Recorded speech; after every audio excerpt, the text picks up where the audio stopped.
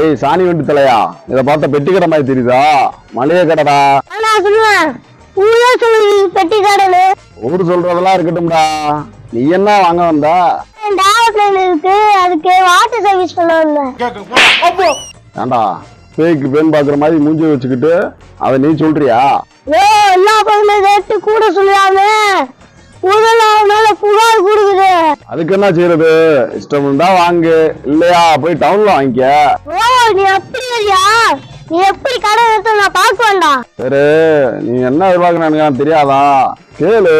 என்ன தெரியாதா? 2 பேம்பர்ஸ், ஒரு சர்லாக்கு தானே. அப்படியா இருக்கு நம்ம மூஞ்சி? ஒரு கோல்டு வின்னர் இருக்கா?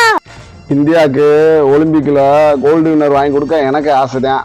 என்ன செய்யறது, நம்மளுக்கு கொடுப்பனும் இல்ல. கோல்டு வின்னர் என்னதான் கேட்டேன்.